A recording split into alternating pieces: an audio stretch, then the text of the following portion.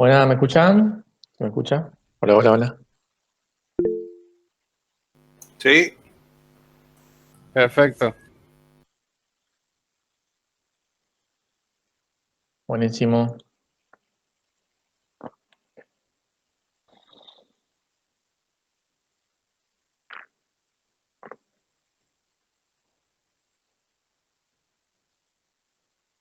Bueno, disculpen un poquito la hora, lo que pasa es que estaba acá tratando de configurar una cosa del campo y, como sabrán, no anda muy bien.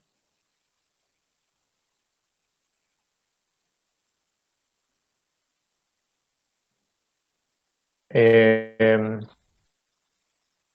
Estamos 63. Bueno, la idea para hoy es arrancar con lo que sea funciones. Eh, Hasta ahora ya habíamos visto lo que sea, lo que son las estructuras de control, las tres estructuras de control más importantes. Eh, Vimos un poco lo que son las listas, diccionarios y tuplas, algunas de las colecciones que se pueden manejar en Python. Y la idea ahora es arrancar con un paradigma nuevo, ¿sí? No sé si se acuerdan que había diferentes paradigmas que a lo largo de la historia se fueron desarrollando. Eh, las estructuras de control en sí mismas son eh, un paradigma imperativo, digamos, eh, en donde cada una de las instrucciones eh, se ejecutan una tras otra, y ahora arranca un nuevo paradigma, ¿sí? Una nueva filosofía, una nueva forma de pensar los programas, y son mediante funciones. Entonces, mediante estas funciones, como, como habrán visto en los apuntes, nosotros vamos a poder darle otro diseño a nuestros programas. Como se darán cuenta, nosotros hasta ahora lo único que veníamos haciendo es código, una línea tras otra, ¿sí? Se ejecutaban una línea tras otra, por ahí nos encontrábamos con un condicional, ahí se bifurcaba el camino, el flujo del programa. Lo mismo con un ciclo repetitivo, ¿sí? Pero todo dentro de un mismo bloque, ¿sí? Ahora vamos a tener la ventaja, ¿sí? De ese programa que eh, tiene un inicio, en un fin, en un programa, en un archivo .py. Nosotros podemos dividirlo en subprogramas, ¿sí? Obviamente, al dividirlo en subprogramas, ¿sí? Estamos, mejor dicho, dividir el problema en subproblemas, y a esos problemas, ¿sí? Buscarles una solución. Es la típica frase que habrán escuchado: divide y vencerás, en el cual tenemos un problema grande, lo vamos dividiendo en pequeños problemas, ¿sí? De esa forma vamos buscando pequeñas soluciones a esos pequeños problemas y llegamos a la solución general, ¿sí? A la solución principal. Eso por un lado, ¿sí? Desde el punto de vista de un programa. Ahora, desde el punto de vista de un sistema, a mí también me gusta hacer referencia a lo que es eh, la, la definición de sistema, ¿sí? El concepto general. No sé si lo habrán visto, seguramente. Creo que al principio habíamos nombrado los conceptos, eh, en el cual estaba el concepto de sistema, ¿sí? Y de subsistema, el cual el subsistema formaba parte del sistema, era parte de ese sistema general, y que aportaba a cumplir el objetivo, ¿sí? A llegar al objetivo del sistema general. Eh, Dentro de la teoría general del sistema, eso viene a ser, todo subsistema es parte de un sistema general, ¿sí? Entonces las funciones también lo pueden tomar como un subsistema, ¿sí?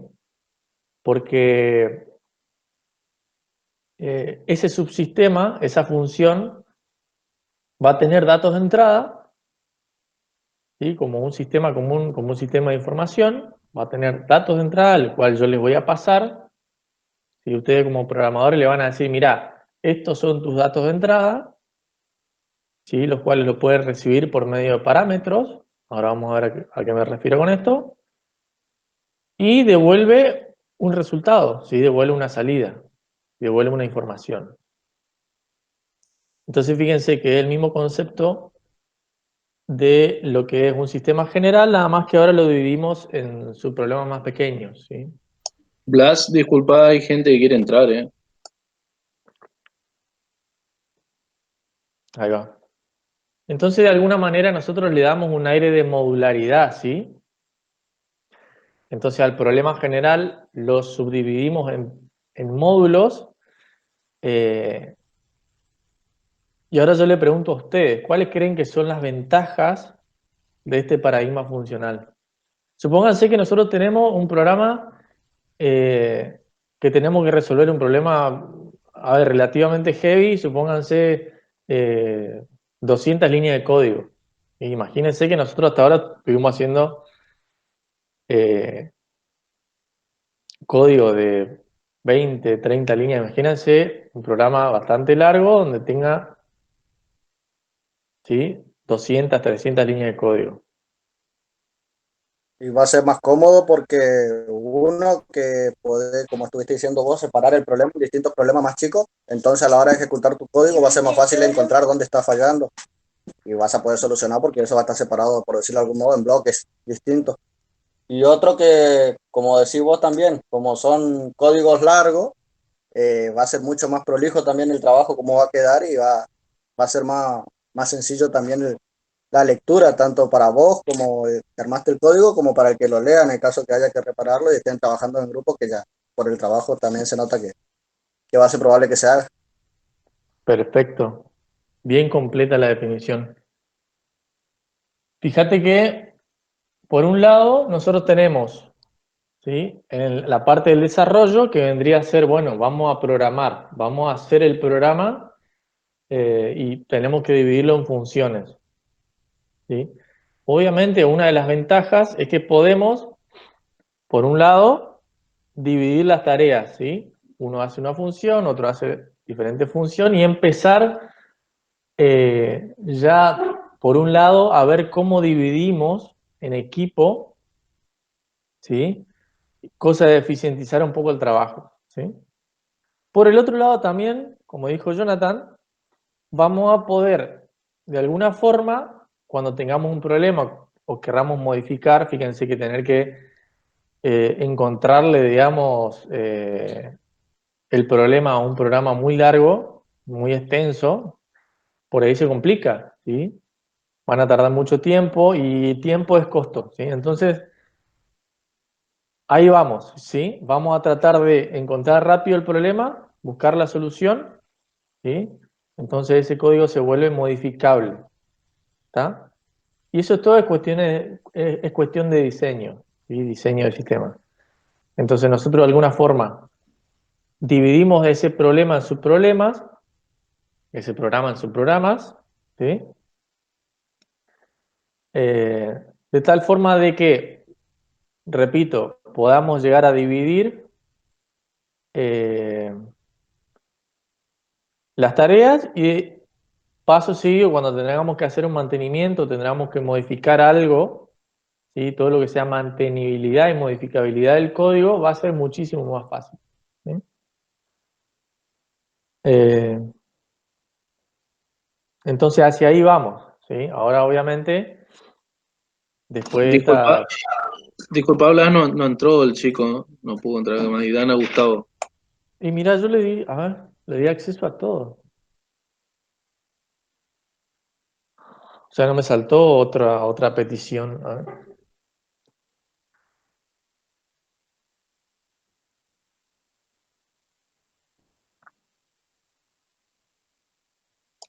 Fíjate, vos no estás en el Discord, ¿eh? ¿No estás activo? Estoy en el celu.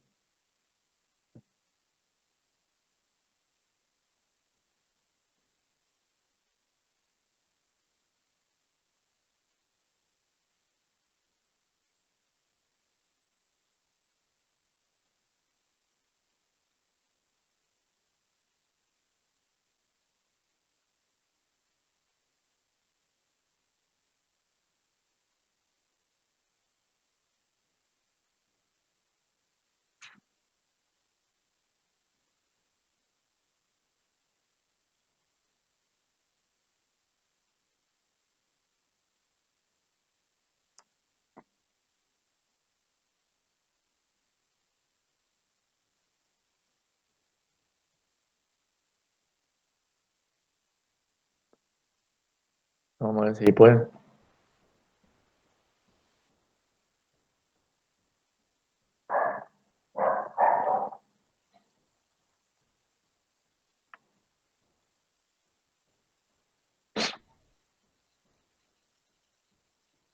Ahí está. Ahora sí. Bueno, entonces, como le venía diciendo, ahora lo que toca es ver cómo implementamos esto, ¿sí? Y ahí vamos. Acá tenemos, voy a mostrar la pantalla.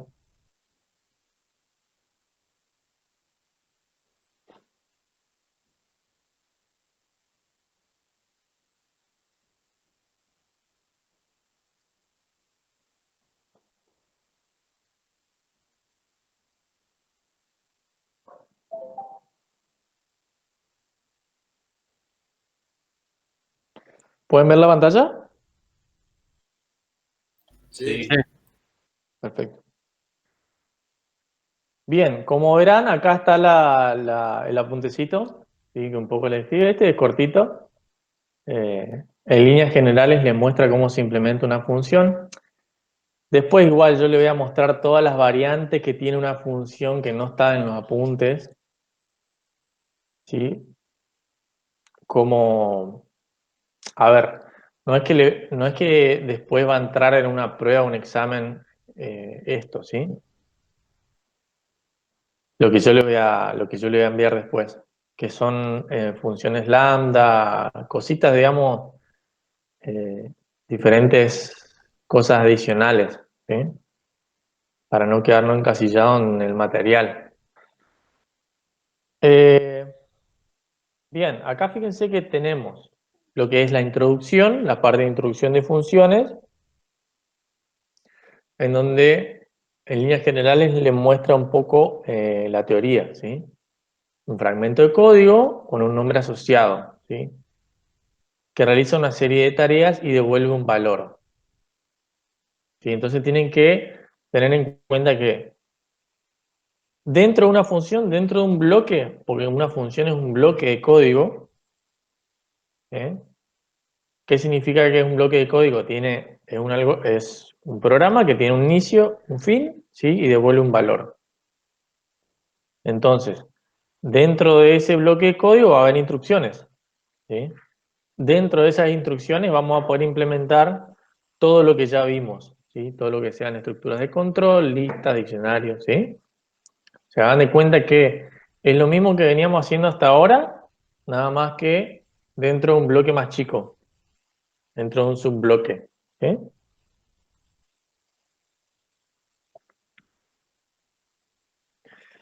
Entonces, a esos fragmentos del código que tienen un nombre asociado eh, y nos devuelven valores, se suele llamar procedimientos y no devuelven valores. En realidad, por un lado, en la teoría, ¿sí?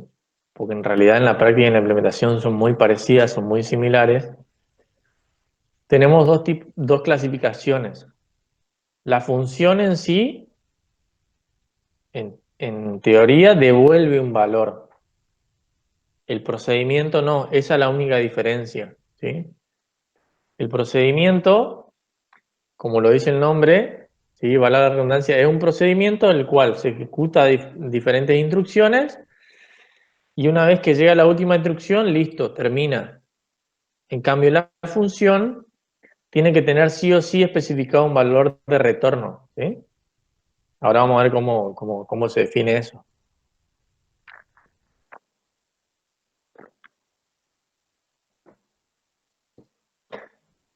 Eh, pero en la práctica y en la implementación, como les digo, el procedimiento en Python no existe, ¿sí? Como dice ahí. Eh, ya que cuando el programador no especifica un valor de retorno, la función devuelve el valor non, nada, ¿sí?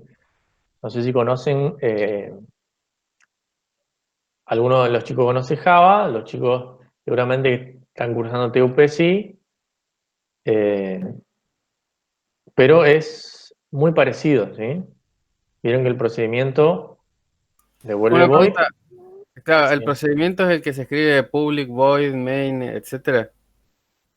Claro, exactamente. Public ya viene a ser otra cosa, digamos, que es el modificador de acceso, pero void, vieron que ustedes en la firma del método en Java es lo que primero tienen que especificar, bueno, además del modificador de acceso, el tipo de retorno. En el caso de que es void, ¿sí? Vacío, nada, ¿sí? Es un procedimiento. En el caso de que ustedes especifiquen algún valor primitivo de algún objeto, estarían devolviendo un valor, ¿sí? En ese caso vendría a ser una función. Lo mismo pasa con Python, ¿sí? Si ustedes especifican un valor de retorno, entonces es una función. Si no especifican nada, no devuelve nada, ¿sí? En ese caso vendría a ser un procedimiento. Bueno, lo que sea, lo que sigue es lo que dijimos hace un ratito, ¿sí? Lo de las ventajas de tener un diseño basado en paradigma funcional, las ventajas de modularización y reutilización, ¿sí? Modularización, todo lo que sea, digamos, diseño basado en módulos, separar un programa complejo en una serie de partes, en subprogramas, digamos.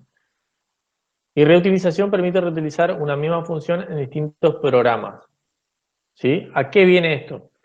Imagínense que ustedes tienen que hacer un bucle o tienen que hacer un código para cargar una determinada función, perdón, una determinada lista con valores ingresados por el usuario, ¿sí?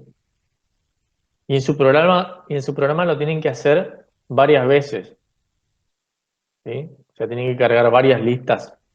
Tienen que cargar, supónganse, 5 listas que representan, o 5 diccionarios que representan las 5 aulas de una academia con sus alumnos y tienen que cargarlos 5 veces, ¿sí? Porque tienen 5 aulas. A ver, ahora, ¿cómo lo harían si ustedes tienen que cargar esas 5 aulas como veníamos haciendo hasta ahora? Van a tener que hacer 5 veces el mismo código, 5 veces el mismo bucle repetitivo para cargar las 5 aulas. Ahora, con funciones, yo simplemente haciendo una función genérica la hago una sola vez y después simplemente lo único que tengo que hacer es definir dónde está la llamada, ¿sí? Lo que sí tengo que hacer en la llamada es llamarla 5 veces, ¿sí? ¿Qué significa llamarla? Que yo le digo a la función, devolveme el valor o ejecutate, ¿sí? Y la función me devuelve un valor, ¿sí? Eso obviamente tengo que hacerlo porque de alguna manera yo tengo que obtener o darle utilidad a la función, ¿sí? Entonces, esas llamadas tienen que estar especificadas en un lugar eh, y después está la definición de la función, ¿sí? En donde también lo van a tener que hacer en un lugar específico. Ahora vamos a ver.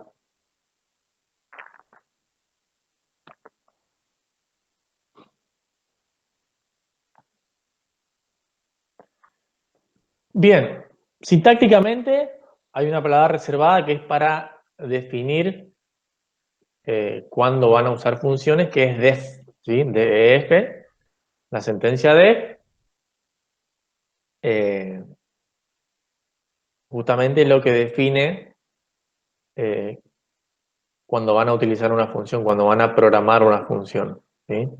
Una definición de función es una sentencia ejecutable, ¿sí? Su ejecución enlaza el nombre de la función en el namespace local, ¿sí? Porque eso vendría a ser como una memoria local en donde se cargan todos los nombres de las funciones, ¿sí? A un objeto función. Bueno, eso en realidad ahora ustedes no van a entender porque habla de objetos. Sí, hace una aclaración ahí simplemente entre paréntesis, un envoltorio alrededor del código ejecutable para una función, ¿sí? Este objeto función contiene una referencia, ¿sí? Al namespace local como el namespace global para ser usado cuando la función es llamada. ¿Sí? ¿A qué se refiere? ¿Sí? Eh, obviamente cuando ustedes declaran todas las funciones, ¿sí? Primero tienen que definir su función con un nombre, entonces esa función se va a cargar en el namespace, ¿sí? Y ahí ven cómo sintácticamente van a crear la función. ¿Sí? Y como dice ahí, fíjense, esa parte que está en negrita es importante también porque dice, la definición de la función no ejecuta el cuerpo de la misma. Esto es ejecutado solamente cuando la función es llamada, como les decía hoy, ¿sí? Ustedes hacen efectivo una función, es decir, eh, van a obtener el resultado que está específico en la función cuando lo llaman, ¿sí? Si no, queda ahí, ¿sí? Imagínense que... Eso, disculpa, Sí. hablas, eso tiene que ver con el JavaScript cuando vos declarás function y después pones el program, ¿puede ser? Claro, la sintaxis de JavaScript para declarar una función es function, ¿sí? Function le ponen el nombre, que es lo mismo, y le pasan los parámetros. Es muy parecido, nada más que cambia la palabrita esa, en vez de def es function. Ah, ok. Y para llamarlo le pones program, en el caso de JavaScript, y en este,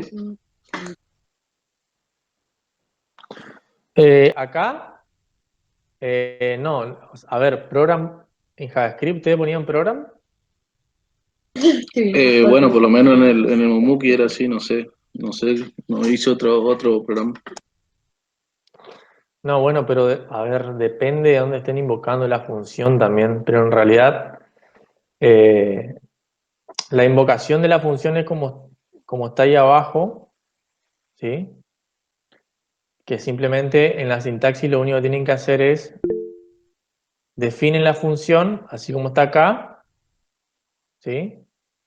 Esta es la definición de la función. ¿Qué significa la definición de la función? Ustedes van a decir, bueno, eh, la palabra reservada def seguido, ¿sí? El nombre de la función, traten de usar siempre nombres representativos, es más que nada para una buena práctica, digamos.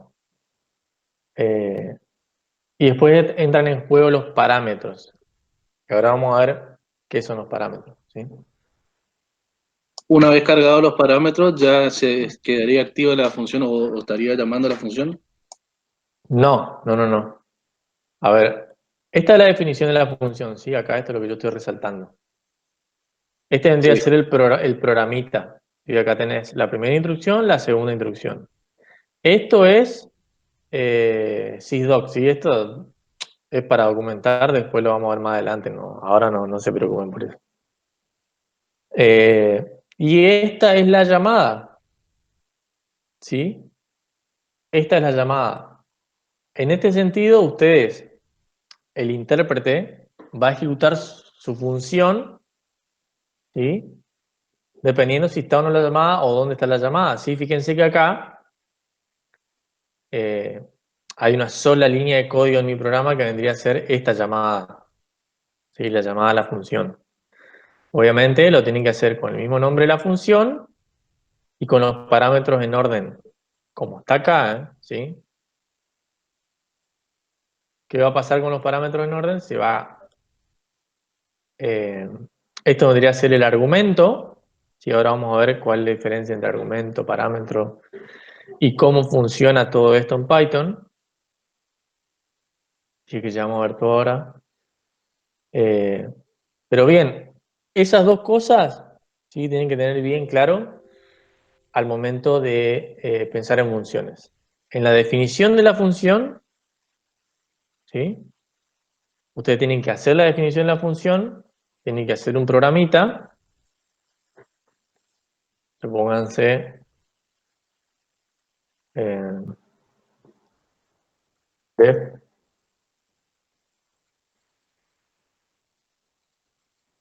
una función,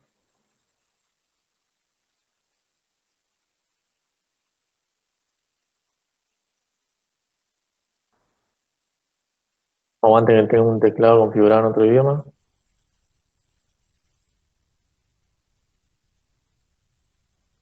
Eh,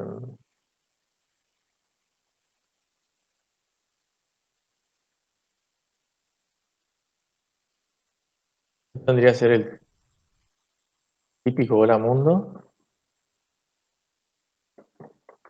pero hecho con funciones.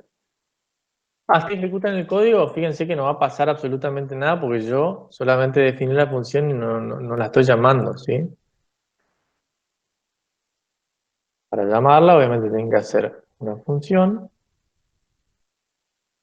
Uy.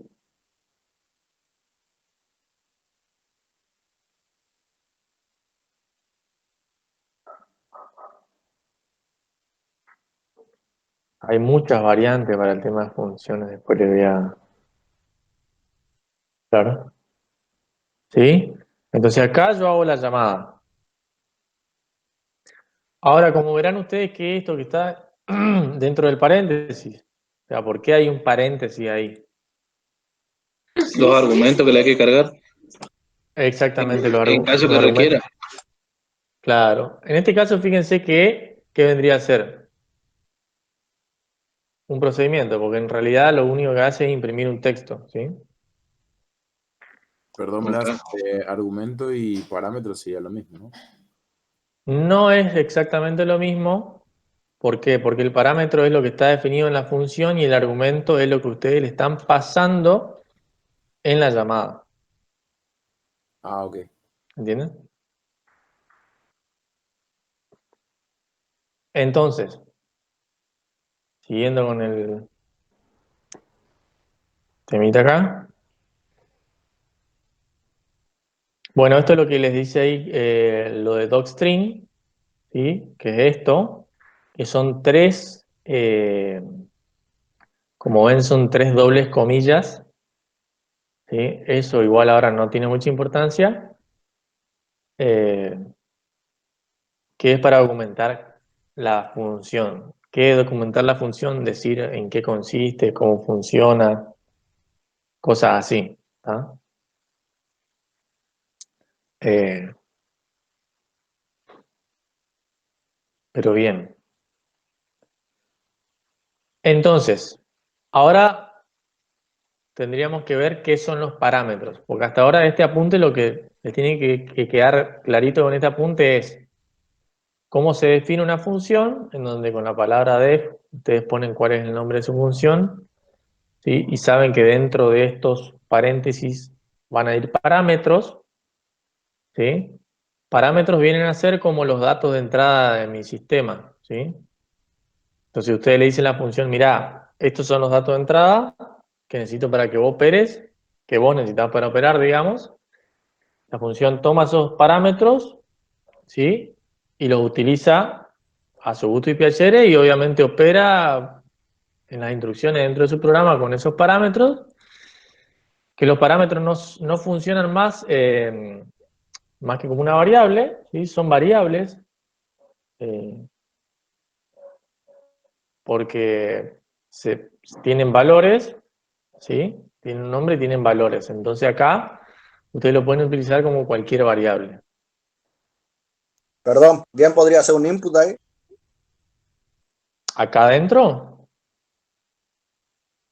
No, arriba, donde dice mi función, parámetro 1, parámetro 2, podrían sí. definirse input ahí. En realidad el input, está buena la pregunta, ¿por qué? Porque el input en realidad no está bien ponerlo acá, ¿sí? Lo que tienen que hacer ustedes en el programa general, generar el input y después ahí recién pasarle. O sea, acá, supónganse que ustedes tienen parámetro, ¿sí? Y acá una variable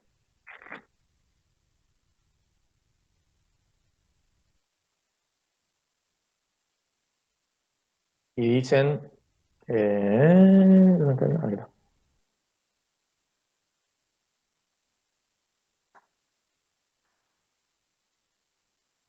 Y ahí se lo pasan.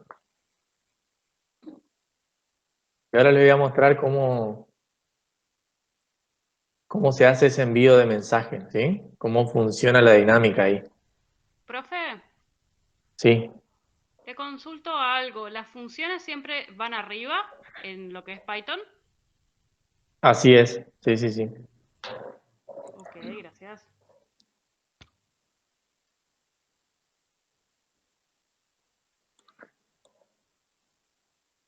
Bien.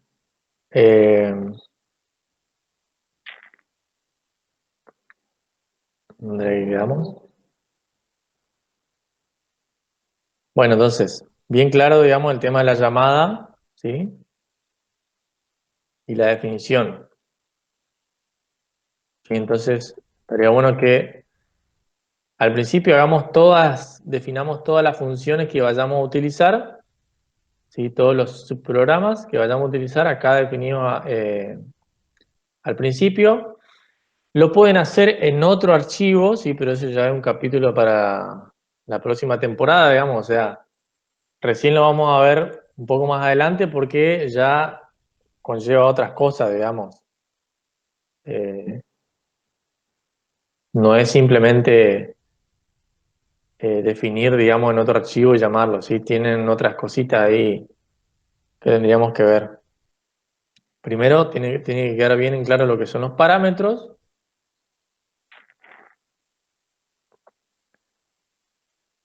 Y acá fíjense este otro apunte, perdón, este otro apunte que habla de argumentos y parámetros, ¿sí? En donde dice, al definir una función, los valores se denominan parámetros, ¿sí? Entonces, bien claro, al definir la función, todo lo que vaya entre paréntesis separados por coma, ¿sí? Son los parámetros. ¿Qué representan los parámetros esos? Son entradas, ¿sí? Son datos de entrada que van a trabajar como una variable, ¿sí? Dentro de mi función y tienen valores adentro, ¿sí? Entonces acá fíjense, número 1 y número 2 dentro de mi función van a representar valores, ¿sí? Fíjense que después lo que hace es a una variable resultado, le asigna, ¿sí? La suma entre número 1 y número 2. ¿Está? Y acá está el ejemplo que yo le estaba mostrando recién, en el cual, bueno, después está la segunda parte, dice, pero durante la llamada los valores que se envían se denominan argumentos, ¿sí? Que vendría a ser esto que está acá abajo, y eso vendría a ser el argumento. Entonces, cuando ustedes hacen la llamada, lo que están pasando son los argumentos y se lo están copiando a los parámetros, ¿sí? Es como si fuese que le están mandando un mensaje acá, ¿sí? Y están diciendo, bueno, al programa lo que están diciendo es devolveme mostrame lo que devuelve o almacename en esta variable resultado de lo que devuelve la función sumar, ¿sí? Y te paso estos parámetros. Perdón, te paso estos argumentos. Estos argumentos tienen valores, que son los valores que ingresó el usuario, como ven acá en estas dos líneas. ¿Sí? Esos valores se copian. Ahora vamos a ver cómo funciona el paso de parámetro por referencia y por copia, ¿sí? O por referencia y por valor, por dicho. Y vamos a ver cómo trabaja eso, ¿sí?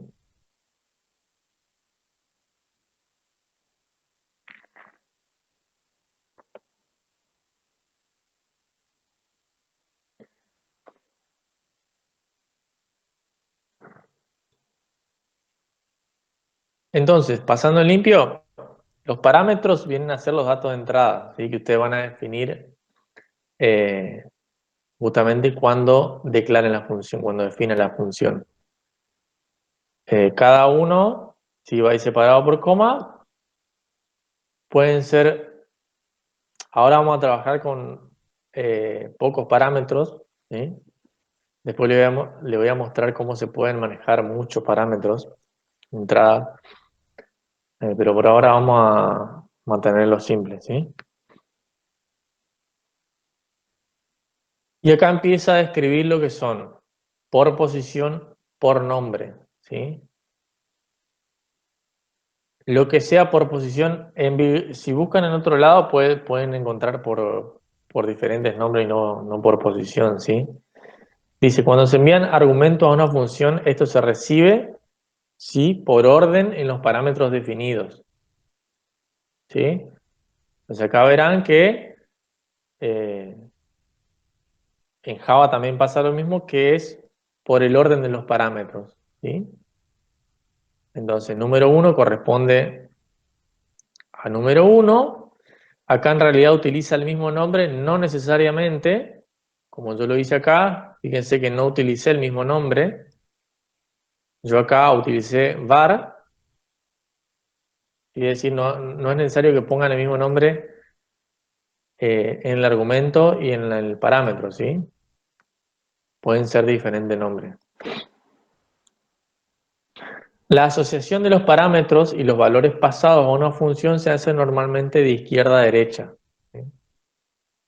Entonces, de izquierda a derecha ustedes tienen que ir colocando, separado por coma, los parámetros, ¿sí?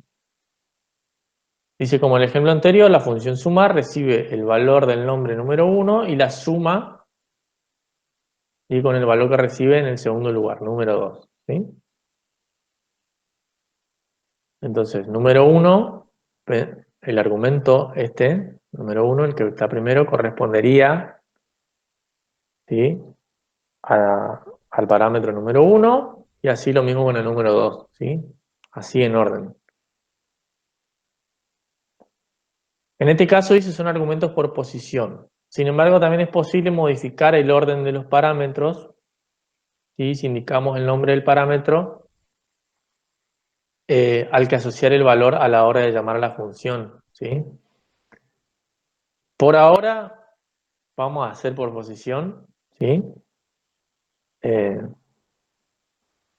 Porque bueno, en realidad fíjense que por el tema de por nombre es pocas veces he usado esto, ¿sí? Así que prefiero que entiendan bien lo que es por posición y después sí ya veamos alguna implementación más completa de cómo podemos hacerlo por nombre.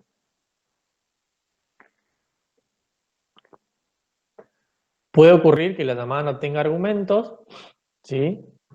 Como lo hice yo hoy, y dice el número de valores que se pasan como parámetro al llamar la función tienen que coincidir con el número de parámetros, ¿sí?, que la función acepta, según la declaración de la función. Si al momento de llamar a una función, la cual tiene definido unos parámetros, no pasa los argumentos correctamente, provoca una excepción type error, ¿sí? ¿A qué se refiere esto? Ustedes están haciendo mal la llamada, es decir, si tenemos en cuenta el paso de parámetro por posición, ustedes están pasando un solo argumento, ¿sí?, a dos posibles parámetros. ¿Qué va a pasar acá? En este caso el parámetro 2 no va a tener un valor aparente, ¿sí?, y cuando el intérprete lo quiera operar va a lanzar un error en tiempo de ejecución, ¿sí? Entonces en este caso no coinciden la cantidad de argumentos con la cantidad de parámetros, ¿está?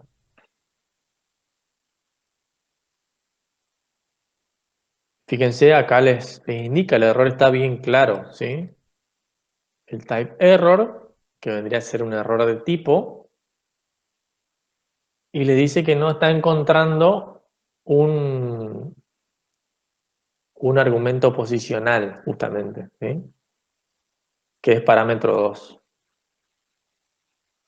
Entonces eso no está encontrando ese argumento y está tirando el error, ¿sí? Por otro lado, parámetro por defecto. Bueno, a ver si podríamos dar esto tranquilamente. A ver.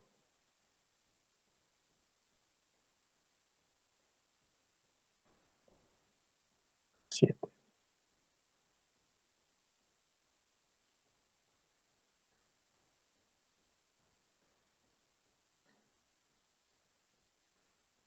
Bueno, esto ya es bastante avanzado el tema de ARS Quartz.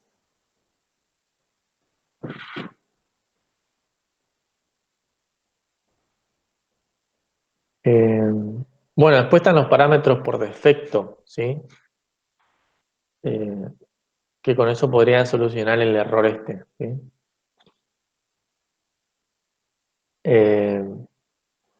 Se puede asignar un valor por defecto, ¿sí? Es decir, ¿qué pasa? Si no se recibe ese parámetro, perdón, ese argumento, ustedes lo están definiendo por defecto aquí, ¿sí? En los parámetros. Entonces, justamente, de esa forma pueden hacer una comprobación antes de ejecutar el código de la función. Fíjense que por un lado acá hace dos llamados, ¿sí? De la misma función. Acá, fíjense que coinciden, ¿sí? Los dos. Tenemos dos argumentos y tenemos dos parámetros. El 30 se copiaría acá en esta variable número 1, en el parámetro número 1, y el 10 en el parámetro número 2. ¿Sí? Entonces, la función recibe los dos parámetros, ahora los puede utilizar, ¿sí? Con valores, hace este condicional e imprime un mensaje, dependiendo de si se cumple o no el condicional, y retorna la resta, ¿sí? Entre los dos valores. En este caso, fíjense que no le están pasando argumento. ¿Qué va a pasar si ustedes definen por defecto? Acá están definidos por defecto como none, que vendría a ser que no tiene valores, ¿sí? Valor vacío.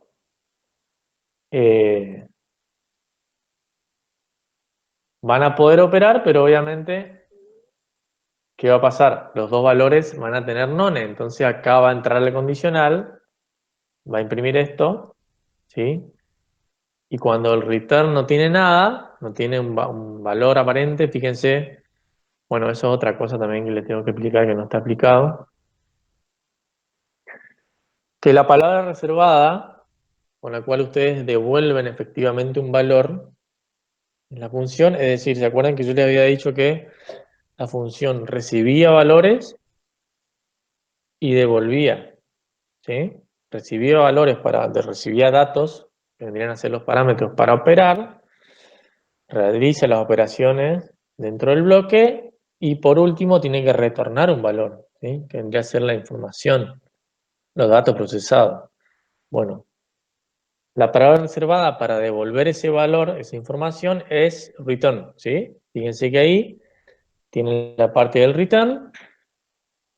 Si no entra en el condicional, ¿sí? Es decir, si alguno de los valores es distinto de none, ¿sí? Retorna la resta, retorna A menos B, ¿sí? En este caso retornaría 20. ¿Está? Caso contrario, si cualquiera de los dos valores es none, ¿qué va a pasar? Va a imprimir ese mensaje, va a decir error, debe enviar dos números a la función, y va a retornar, pero en este caso no va a retornar nada, ¿sí? Retorna none. Disculpa, ¿se me escucha? Sí. ¿Por qué ahí tiene los dos parámetros como num1, num2 y abajo compara con A y B?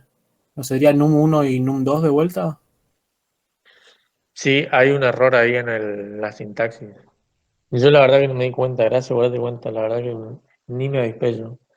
Pero sí, en realidad ahí le cambió el nombre, ¿sí? En realidad los parámetros ahí son num1 y num2, no A y B. Creo que eso habían dicho, bueno, yo la verdad que me olvidé. Pero sí, está bien la corrección. Le hago una pregunta yo. Sí, Caso que él está planteando ahí, que él te pregunta que te está dando la condición de que A o B sean non. En el caso de que pongas los dos vacíos, va a dar true y no va a imprimir el error. sí. En el caso de que los dos sean vacíos, va a dar verdadera la condición. Porque una condición OR únicamente va a ser falso cuando los dos sean falsos. En el caso de cualquiera de los dos sea verdadero o los dos sean verdaderos, el resultado del OR es verdadero, ¿sí? Y entra la condición. ¿Se ve?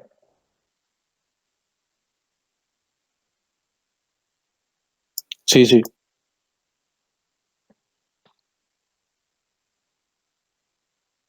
O sea, si me pasa un parámetro, lo pueden probar al código. Pásenle un parámetro, ¿sí? No le pasen ninguno, pásenle los dos. Se van a dar cuenta que si le pasan uno de los parámetros, entra condicional porque va a encontrar como que num1 o num2 son non. Y si no le pasa ninguno, también va a dar verdadera la condición porque los dos son verdaderos, ¿sí? Tanto num1 y num2 son non. Si le pasas más de lo que tiene. Lo mismo va a dar un error.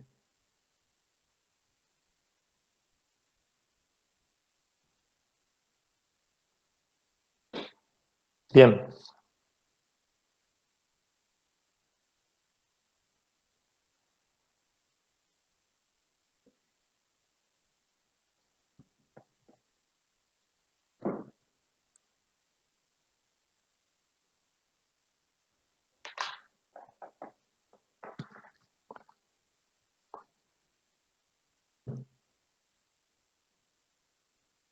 Aguante un toque que se me tildó un toque acá.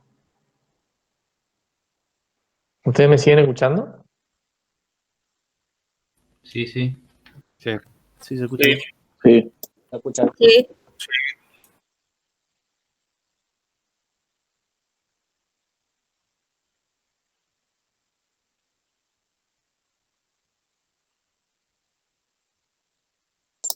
Gente, ¿puedo tirar una pregunta mientras estamos operando?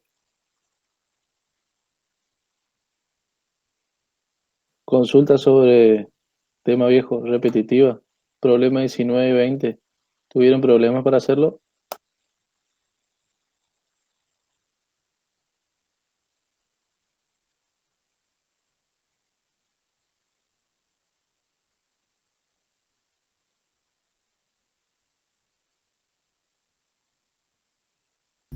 Silencio en la noche.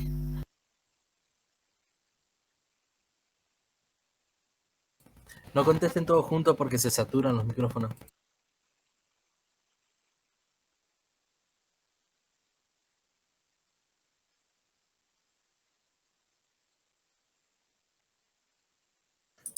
El 19 es un... El sábado.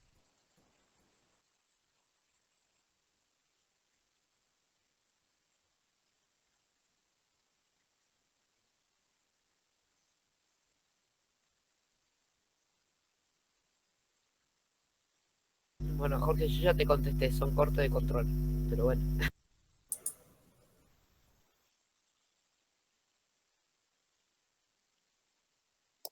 Sí, sí. No, pero quería saber que no son todos profes o sí.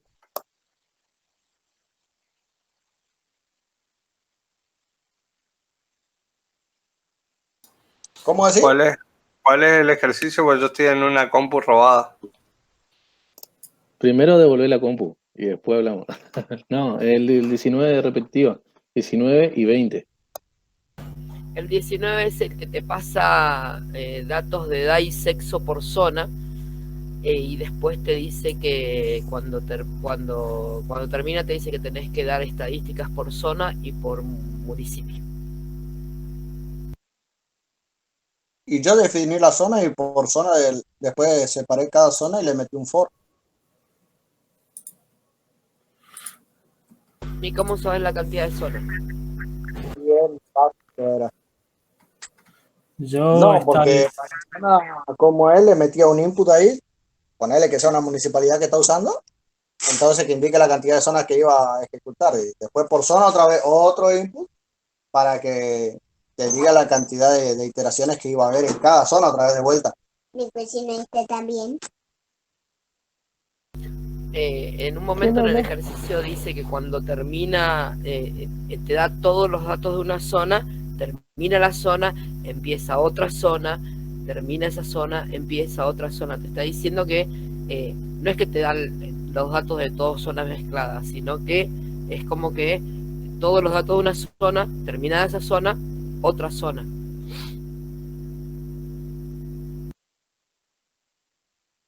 Sí, pero o sea, lo que hice fue tratar de definir ya que haya cierta cantidad de zonas, entonces ya me ahorro el quebranto para, ¿cómo es? No tener que formar una lista.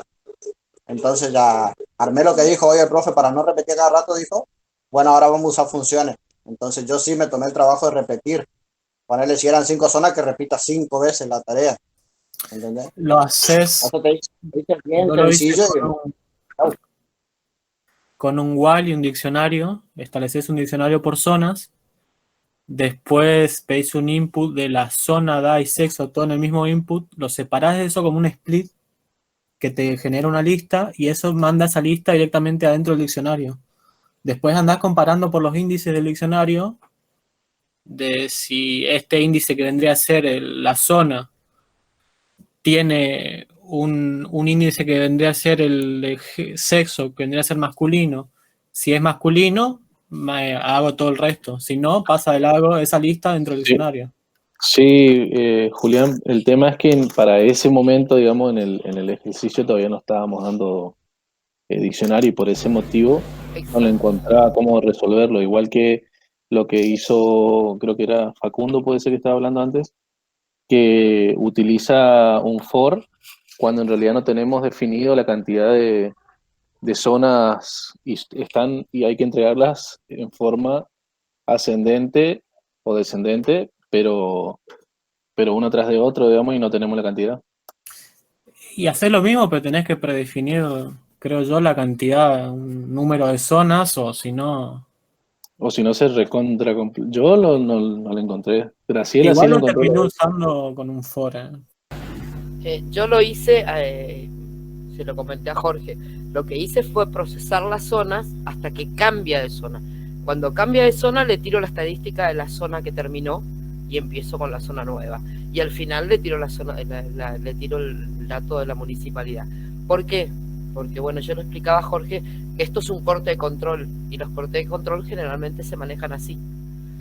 Yo no usé ni lista, ni diccionario, ni nada. Lo único que fui procesando hasta que termina y cambia de zona. Cuando cambia de zona, tiro la estadística de la zona y sigo con la otra zona. Cuando termina todas las zonas, que creo que termina con alguna cosa, ahí tiro la estadística de la municipalidad total.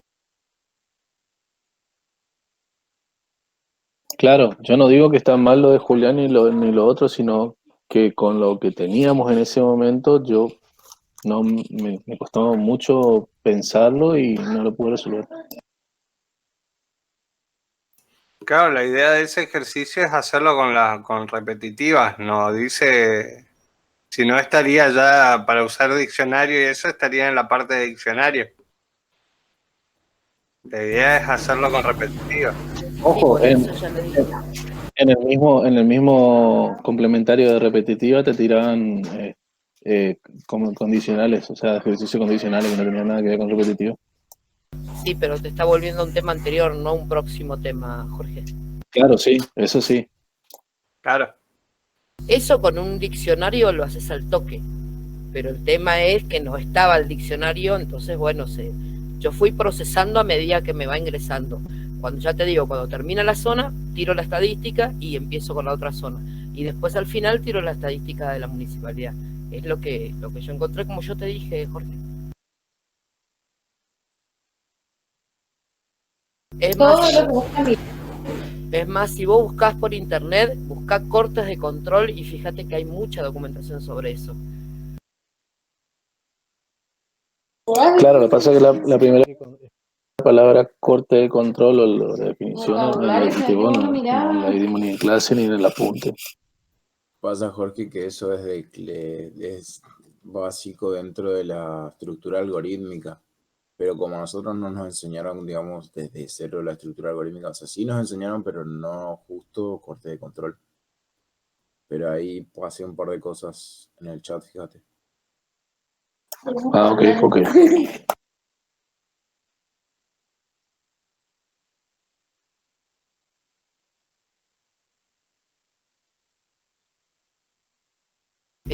Jorge, ¿Excel manejás? Sí, Bueno, ¿sabés a qué es parecido en Excel? A subtotales. ¿Viste que vos tenés un comando que se llama subtotales? Sí.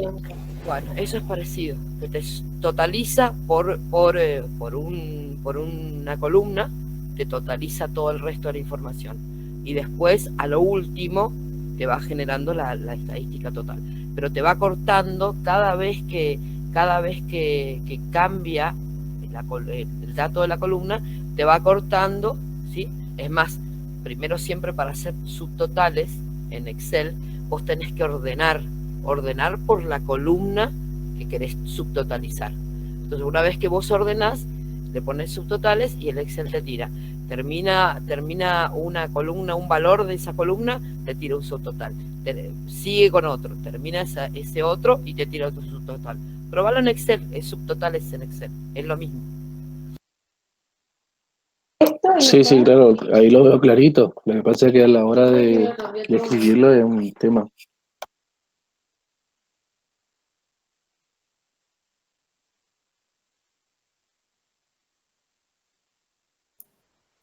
Buenas, ¿me escuchan? Hola, Blas. Sí. Sí, estamos. Bueno, cambié de sistema operativo porque se me plantó mal el Windows, no sé qué pasó, si fue el navegador o qué. Bueno, nosotros estamos recuperando el tiempo, así que no te preocupes. Buenísimo. A ver.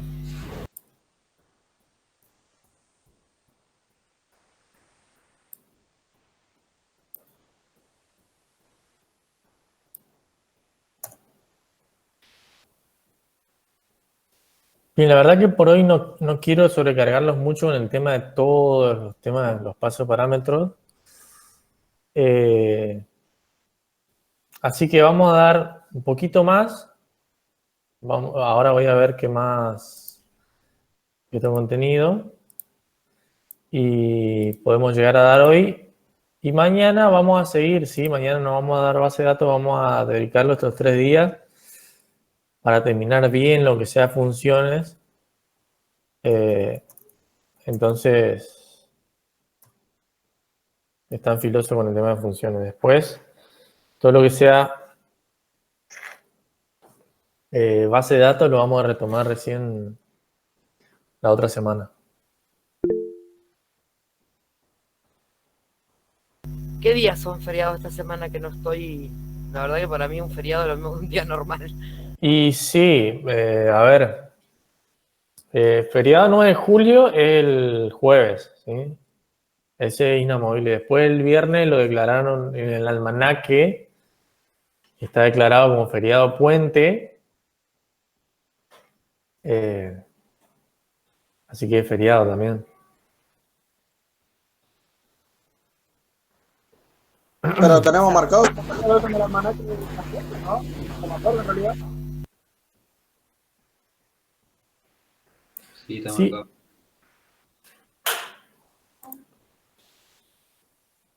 Y bueno, aprovechemos los 2 días para poner al día con todas las tareas. Entonces eso va a servir, ya que no vamos a tener la clase normal, usamos este horario para hacer las tareas. Y a ver, Nosotros ya empezamos el sábado ya, así que...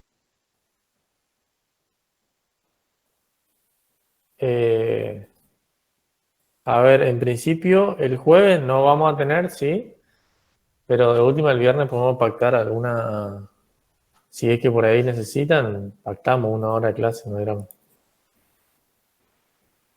Hacemos una clase asíncrona.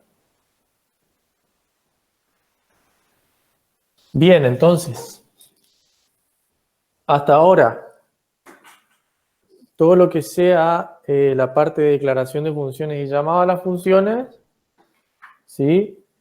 Tendrían que, en parte, entenderlo, ¿sí? No necesito, obviamente, que lo entiendan perfecto ahora porque necesitan practicar. Pero tienen que tener en claro, ¿sí? Que la definición de la función se hace una sola vez, ¿sí? O sea, ustedes declaran ese bloque de código con el nombre, los parámetros y las instrucciones y lo definen una sola vez y después lo único que tienen que hacer es llamarlo, ¿sí? Entonces, como la función de resta que estaba en el apunte, ustedes tienen 2 llamadas, ¿sí? Porque vieron que llama 2 veces, y lo puede llamar n veces, ¿sí? Muchas veces más. Entonces tienen que tener en cuenta eso. La definición es una vez, la llamada pueden ser muchas. Como le daba yo el ejemplo hoy del cargar las listas, si tienen que cargar 5 listas, supónganse, tendrían que inicializar todas las listas y en el bucle imagínense que tienen que ir cargando, si pidiendo al usuario, ingresar nombre, ingresar legajo, supónganse, e ir cargando el diccionario. Esa es una práctica. Perdón, Blas, justo no escuché. ¿Cuándo sería el examen o prueba que comentaste? No lo dije todavía. Lo que pasa es que no está definido. Esta semana, yo creo que para el miércoles le voy a decir. Capaz que se las habilite para que lo tengan todo el fin de semana largo. Ah, onda virtual ahí en la plataforma sería entonces. Sí, en la plataforma. Sí. Sí, todo lo que sea evaluación y todo eso va a ser por medio de la plataforma, así queda todo registrado. Ok. Bien. Entonces, a ver, ahí me habilitó el campus. Argumentos y parámetros.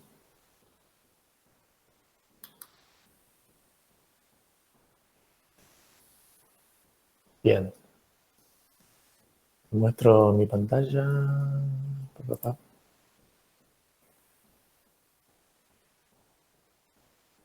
Bueno. Probemos a ver. Entonces, habíamos quedado en el tema de los parámetros. Parámetro por defecto. Ya lo habíamos visto. Los valores de los parámetros por defecto pueden ser de cualquier tipo, dice. Sí, retomando, dice el ejemplo de mi función, podemos asignar diferentes valores por defecto a los parámetros. Y fíjense que ahí al parámetro 1 le asigna hola y al parámetro 2 le asigna 0. ¿Sí? Obviamente en este caso, tengan en cuenta que los parámetros que vayan a utilizar, mejor dicho, las operaciones que vayan a utilizar con los parámetros, tienen que ser acorde al tipo que vayan a definir acá, ¿sí? Si no, va a lanzar un error de tipo.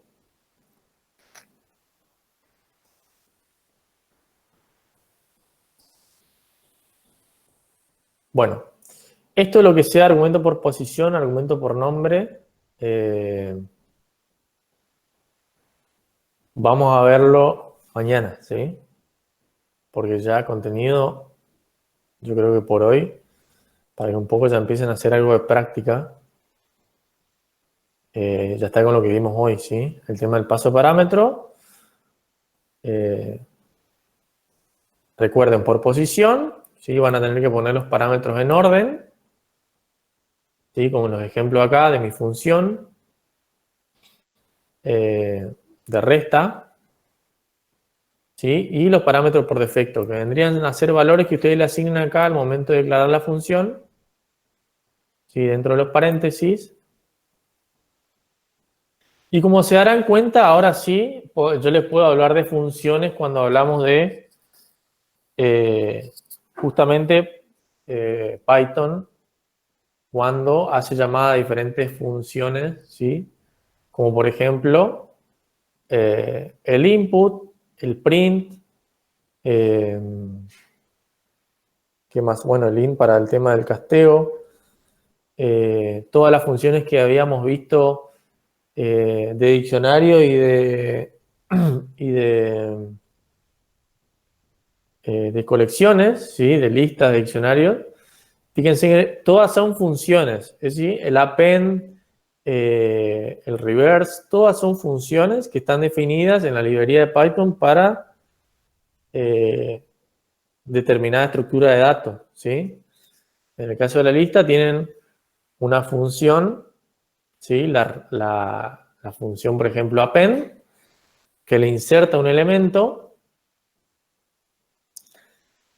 Y de ahí yo puedo nombrarle otra cuestión teórica que también es bastante importante, que es el tema de la abstracción, ¿sí? Porque fíjense que cuando ustedes obviamente la declaran a la función y saben cuál es su implementación porque ustedes la programaron, ustedes están viendo, ¿sí? Después hacen la llamada y saben cómo funciona la función, vale la redundancia. Ustedes cuando hacen un llamado, por ejemplo, de append, no saben cómo funciona por dentro, no saben cuál es su implementación. No sé si me siguen lo que les estoy tratando de hacer ver. ¿Sí? De ahí viene lo que es el tema de abstracción. ¿A qué se refiere la abstracción en el paradigma funcional en el que ustedes se abstraen de la implementación, ¿sí? Y solamente lo que hacen es llamar a la función y utilizar su salida, ¿sí? Entonces, de alguna forma, ustedes cuando llaman al append, están llamando a una función, ¿sí? De listas, que corresponde a una lista. ¿Saben ustedes el código dentro de la función? No, no saben cómo es. Sí saben que recibe un parámetro que va a ser el contenido que ustedes quieren agregar a la lista en la última posición, ¿sí? Y ustedes en la llamada lo que están haciendo es aclarar lista.append y pasar el argumento, ¿sí? Eso es una llamada a una función. ¿Me siguieron lo que les expliqué? Sí, sí.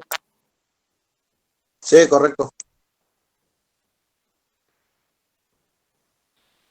Yo te iba a preguntar si todas las palabras reservadas son funciones. No, porque estamos hablando por un lado de palabras reservadas propias de la sintaxis, que es def, que son los tipos primitivos, ¿sí? Que es print. Bueno, en este caso print es una función, sí, porque le están pasando un parámetro.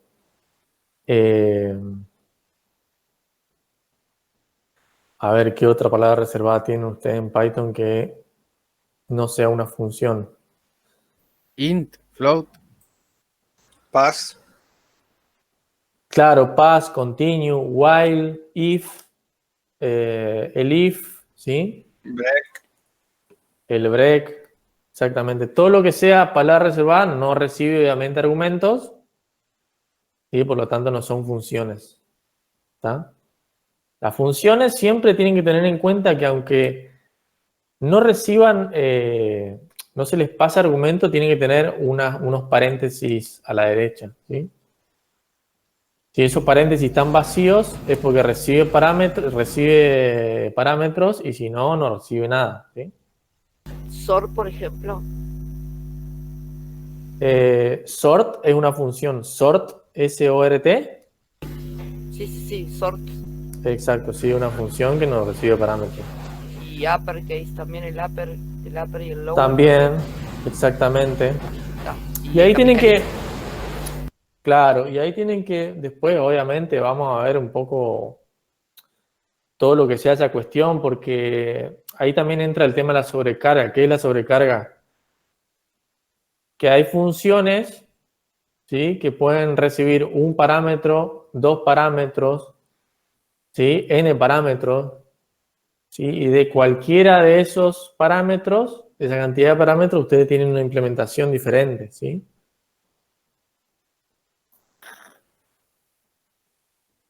Pero bueno, eso vamos a verlo más adelante.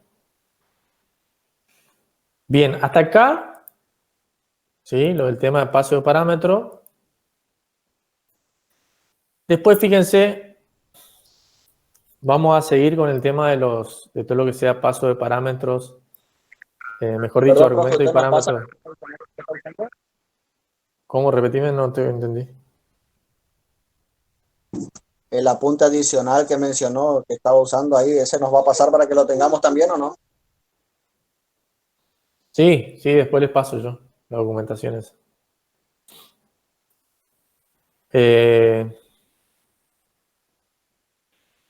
Y después tienen que tener en cuenta que, a ver, hay dos tipos en la parte teórica, en lo que es parte teórica, en la parte práctica es diferente. Hay dos posibles clasificaciones de paso de argumentos, ¿sí? O paso de parámetros. Uno que es por referencia y el otro que es por valor o por copia, ¿sí?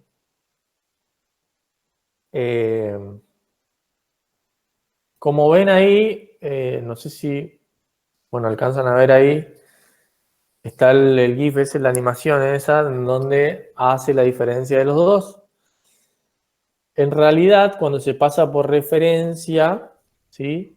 Se está pasando la referencia a una variable, el puntero a una variable. ¿Se acuerdan cuando vimos la parte de copia de listas? Que para copiar una lista no se podía hacer con la asignación. ¿Por qué? Porque la lista estaba hacía la referencia a una variable y cuando ustedes modificaban esa referencia estaban modificando la lista original. Bueno, acá pasa lo mismo, ¿sí? Si ustedes utilizan por referencia, lo que va a pasar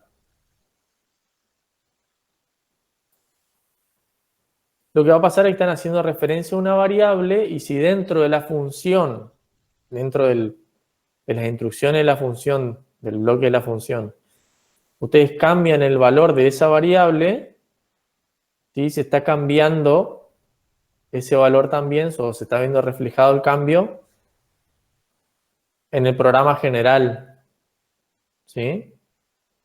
Cosa diferente es por valor o por copia, en el cual ustedes no están pasando la referencia a la variable, sino que están pasando una copia. ¿Sí? Como ven ahí en el ejemplo, que está la tacita esa, y cuando pasa la taza al argumento, ¿sí? Se lo copia al parámetro, y si en la función se modifica algo que vendría a simular el llenado de la taza, fíjense que la variable afuera, la variable cap, no modificó su valor, siguió estando vacía. ¿Sí? Si es por referencia, ustedes están haciendo una referencia a una variable, y si se llena la taza dentro de la función, la están llenando afuera. ¿Sí? Entonces esos son los dos tipos de paso de parámetros que se pueden manejar. Y eso va a depender del tipo, ¿sí? En Python. Muy parecido a lo que pasa con Java. Disculpa, un ejemplo de eso. ¿Algún ejemplo? Sí. A ver, vamos a ver.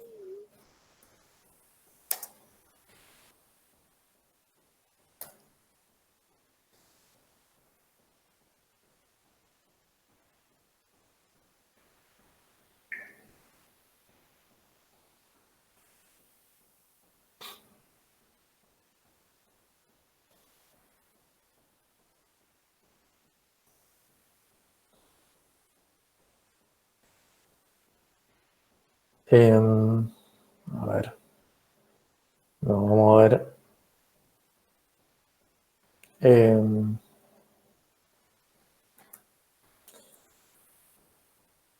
Vamos a definir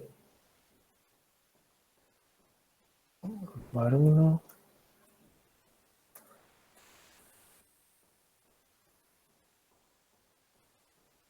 Y acá vamos a decir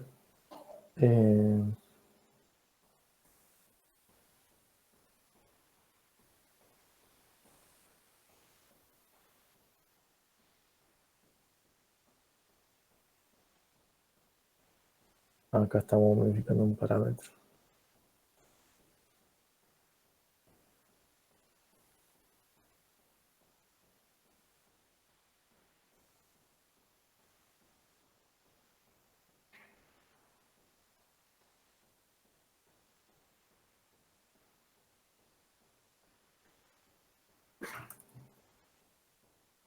La variable sería var1. Sí, yo la quiero definir como parámetro acá. Bueno, ahí fíjense que en este caso, digamos, el intérprete que estoy usando, la IDE que estoy usando, me marca cuáles son los parámetros que está aceptando, ¿sí? Lo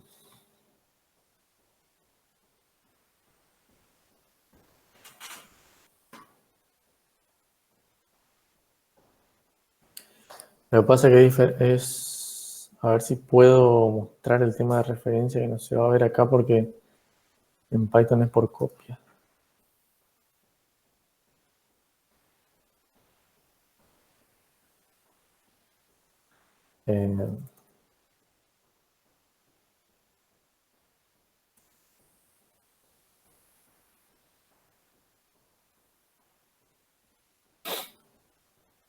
Acá tenemos var1, le asignamos 5. Contenido, le pasamos var1.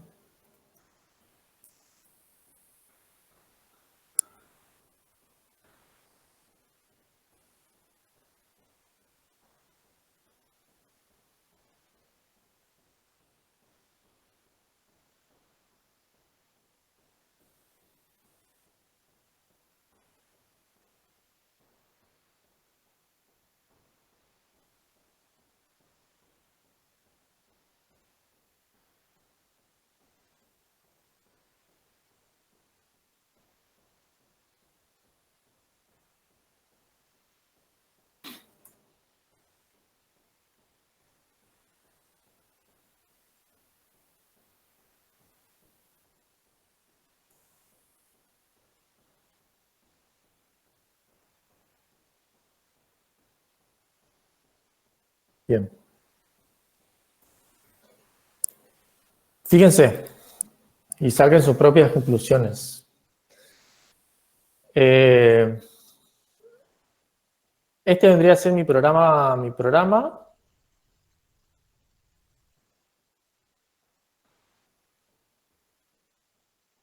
Sí, esta es mi función. Fíjense, acá yo hago la llamada a la función, ¿sí?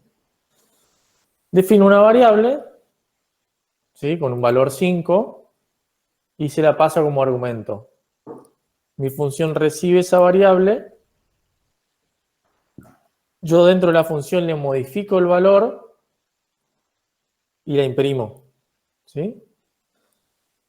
Obviamente, como yo hago la llamada, acá, va a imprimir primero lo que hace la función, ¿sí?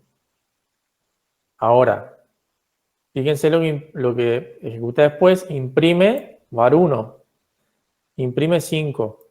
Entonces, como ustedes verán, yo modifiqué en la función el valor de var1, pero después cuando llamo al imprimir no se modificó, ¿sí? En ese caso es porque no trabaja por referencia, ¿sí? Ahí entendí. ¿Tá? Fíjense que se hace una copia de la variable, vendría a ser var1, ¿sí? El valor, acá lo modifica, lo imprime, ¿sí? Y ahí, listo, ahí quedó. Después cuando imprimo yo de vuelta en mi programa general var1, en realidad el valor no se modificó, ¿sí?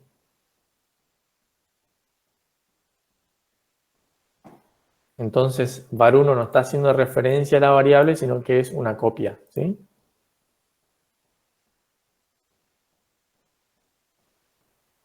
Sí, copia el valor y lo modifica como quiere, pero no modifica el puntero. Así sería. Exactamente.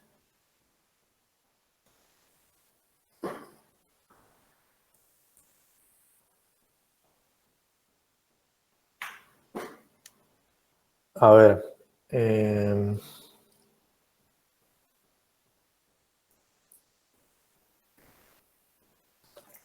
Bueno, esto es lo que yo expliqué recién, ¿sí? Si es por valor, los cambios que se hagan sobre el parámetro no se ven fuera de la función, ¿sí? Dado que los argumentos de la función son variables locales. ¿Está? Eso también lo pueden ver, bueno, en JavaScript se lo suele llamar scope, ¿sí? En el cual si ustedes modifican y hacen lo que quieran con el parámetro acá dentro de la función, se va a ver reflejado dentro de la función y fuera no va a tener efecto, ¿sí?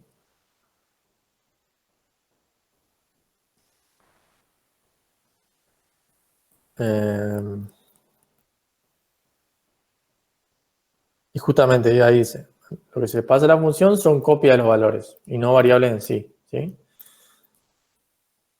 Si quisiéramos modificar el valor de uno de los argumentos y que estos cambios se reflejen fuera de la función, tendríamos que pasar el parámetro por referencia.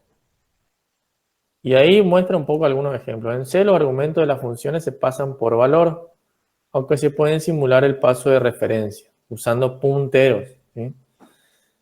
En Python también se utiliza el paso por valor de referencias a objetos, ¿sí? Eso obviamente también es muy parecido a cómo se maneja en Java. Pero bueno, a ver, después cuando veamos objetos recién se van a entender bien esto, ¿sí? Cuando se hable con el tema de la referencia. Pero en Python, en caso, a diferencia de Java, dice, todo es un objeto, ¿sí? Python es puramente orientado a objetos, Java es un híbrido, ¿sí? Entonces dice, para ser exacto, lo que ocurre en realidad es que el objeto se le asigna otra etiqueta o nombre en el espacio de nombre local en la función, ¿sí? Sin embargo, dice, no todos los cambios que hagamos a los parámetros dentro de una función en Python se reflejan fuera de ella, ¿sí? Ya que hay que tener en cuenta que en Python existen objetos inmutables, ¿está? Entonces eso es lo que pasa. En realidad la referencia es a un objeto, pero esos objetos pueden ser inmutables, ¿está? Y ahí aclara, dice, por lo que sí estaremos modificando una tupla, por lo que si intentamos modificar una tupla pasada como parámetro, lo que ocurrirá en realidad es que se crearía una nueva instancia, ¿sí? Por lo que los cambios no se verían fuera de la función. En este caso lo mismo, ¿sí? No utiliza un paso de parámetros por valor, pero como mi parámetro es inmutable, ¿sí? No van a haber reflejado el cambio, ¿sí? Bueno, acá muestra un ejemplo que usa el método append de la lista. Recuerden que la lista es un elemento mutable.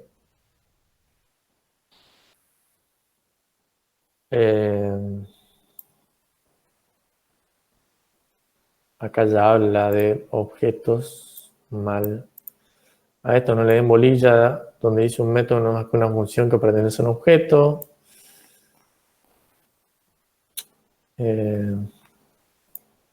No tendría que estar eso ahí porque eso ya hace referencia a lo que es objetos, ¿sí?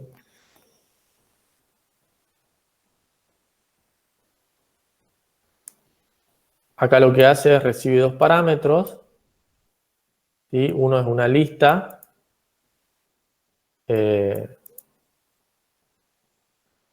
Acá fíjense que i vendría a representar un número entero. Entonces cuando llama a la función, el primer parámetro es un número, el segundo es una lista, ¿sí?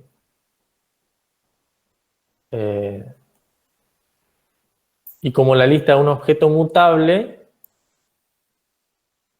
lo que va a pasar es que se va a reflejar el cambio, ¿sí? Efectivamente lo van a poder ver porque fíjense. Bueno, esto creo que es línea de código 2522. No sé qué está imprimiendo. Ah, está imprimiendo. Primero está imprimiendo esto, después está imprimiendo esto, ¿sí? Entonces. Bueno, como habías mostrado vos el ejemplo. El de bar. Claro. El de bar 1. Claro, pero la función tiene dos argumentos, sería dos parámetros. Y al final la impresión tiene los dos argumentos las dos variables que da. Claro, en realidad, a ver, acá imprime xy. Y abajo dice, después de llamar a la función, dice imprimir xy igual. Por eso los dos son diferentes. Claro, exacto. Pero Este valor... es el mismo ejemplo que diste vos recién. Exacto, este valor corresponde a x y, y seguido está el valor de la lista, ¿sí?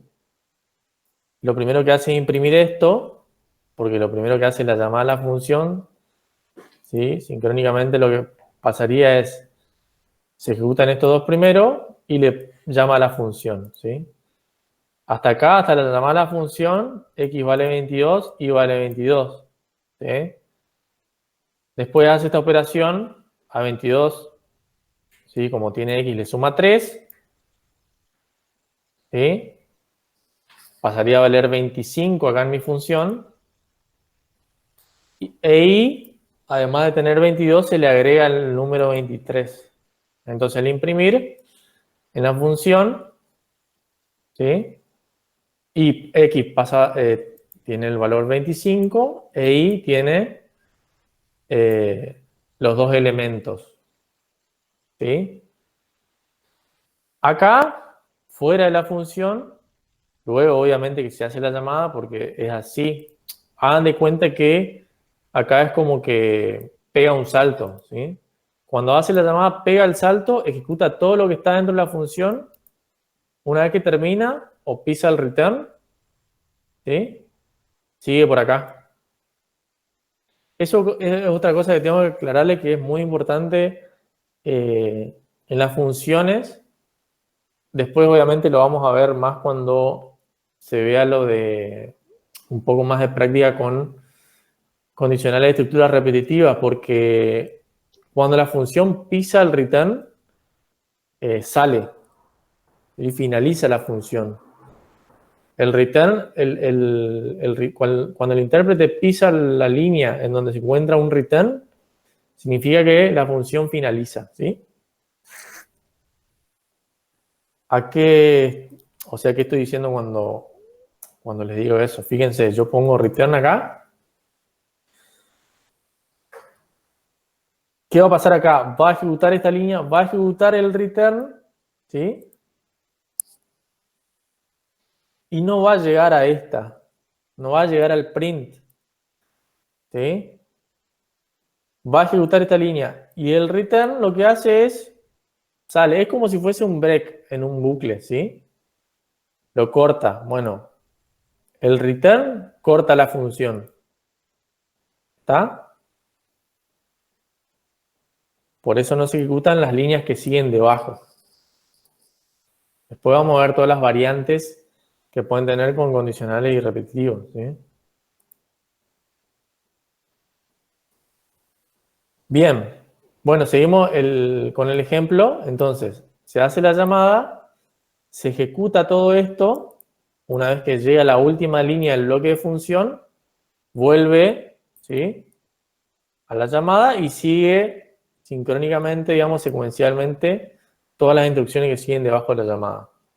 En este caso, sigue el print, que es el resultado que está acá abajo. Y fíjense, imprime x. X acá tenía el valor 22 y no tuvo efecto, ¿sí? No surtió el efecto del cambio de la función, ¿sí? Porque justamente es un objeto inmutable, ¿sí? Es inmutable y no se puede modificar su valor dentro de la función. Y como es una lista y es un objeto mutable, ¿sí?, dentro de la función se modificó el valor y se vio reflejado fuera de la función. ¿Sí? ¿Se entendió eso? Después vamos a ver ejemplos en ejercicio y... Sí, más o menos sí. Bien, si se entiende más o menos, vamos por el buen camino entonces. Sí, bajo ya. Bueno, y acá hace la aclaración, ¿sí? un poco para aclarar lo que está anteriormente. Dice, en el desarrollo de ejecución de funciones tendremos que tener en cuenta que los tipos de datos inmutables, ¿sí?, conservan su valor original, ¿sí? Ahí tienen string, integer, float, boolean. Entonces, cuando ustedes operen en parámetros, con los parámetros con valores mutables, con tipos mutables, como string, integer, float, boolean, tienen que saber que ahí vendría a funcionar como una copia, ¿sí? Muy similar a una copia porque no se modifica su valor. Sin embargo, las mutables, como diccionarios, listas, objetos, ¿sí?, lo que vamos a ver más adelante, ya sí es una simulación de por referencia, ¿sí? Es decir, ustedes al modificar su contenido dentro de la lista, dentro de la función, perdón, lo van a ver reflejado fuera de la función. Por eso tienen que tener cuidado también cuando operan con lista de diccionarios, ¿sí? Porque si ustedes no quieren que se vea reflejado, si ustedes quieren operar sobre una lista acá, ¿sí?, y no quieren que se vea reflejado esos cambios fuera de la función, lo que van a tener que hacer es una copia de la lista, como ya vimos cómo se hace copia, ¿sí?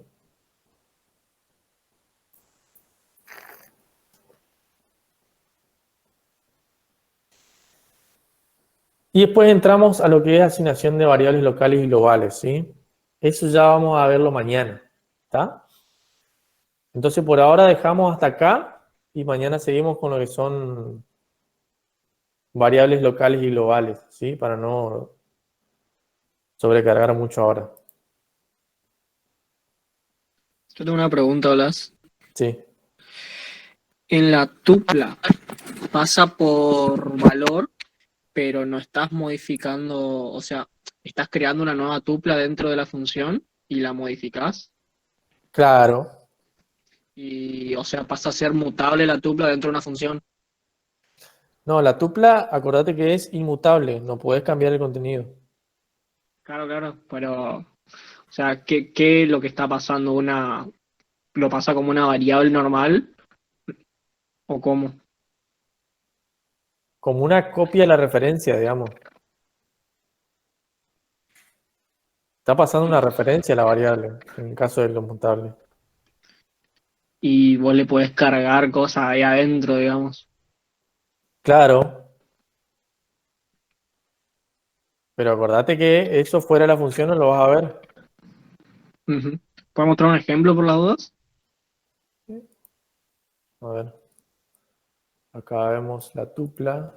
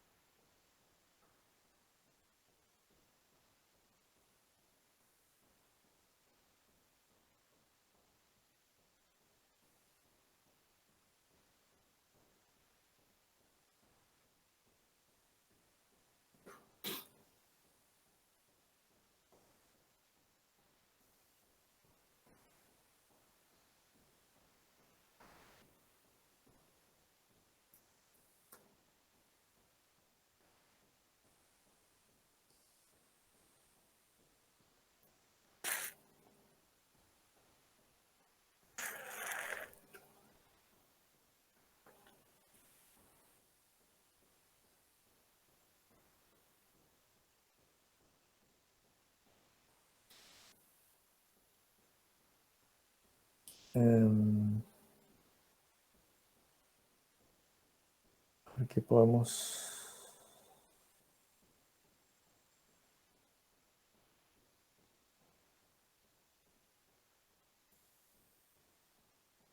A ver qué método de tupla podemos usar.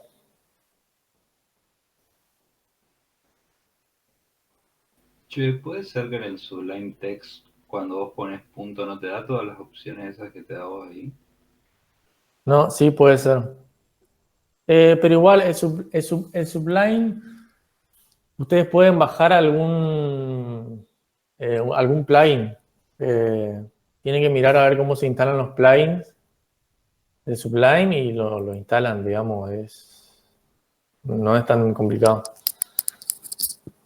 Hay varios plugins para el autocomplete. Pongan plugin autocomplete Sublime Python y algo les va a salir.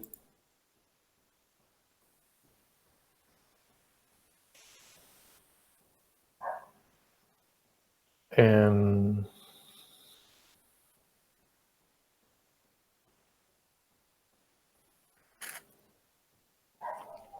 tema es que la tupla, a ver, asignar un valor.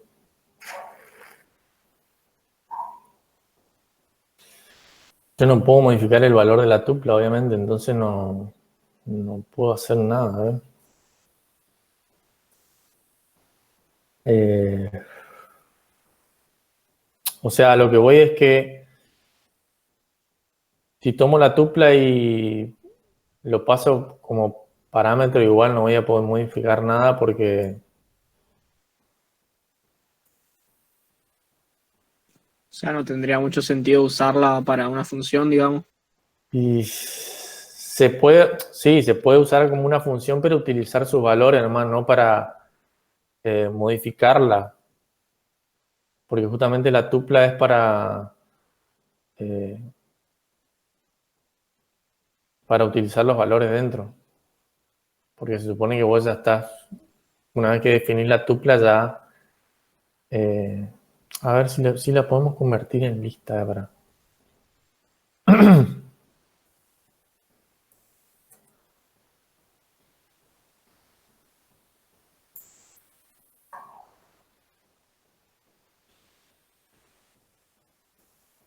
Ah, no, pero... No, pero igual. No, sí, o sea, no tiene mucho sentido utilizar ese el tema. Yo te quería dar algún ejemplo, a ver, cambiando de tipo o algo, pero igual no. Estoy asignando a una variable, o sea que no vale mi ejemplo. La tupla solamente sirve para utilizar su valor, es como cualquier variable, ¿sí? Como cualquier variable inmutable, vos pasás para utilizar su valor. Porque en sí en la tupla vos no podés agregar elementos ni eliminar elementos, ¿sí? Que sí se puede hacer con la lista o con el diccionario. Claro, entiendo. Bien, ¿alguna pregunta más?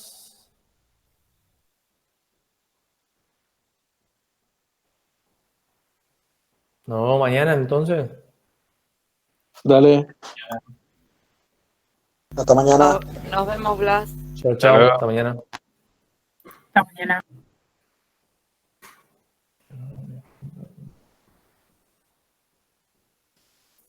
Hasta mañana.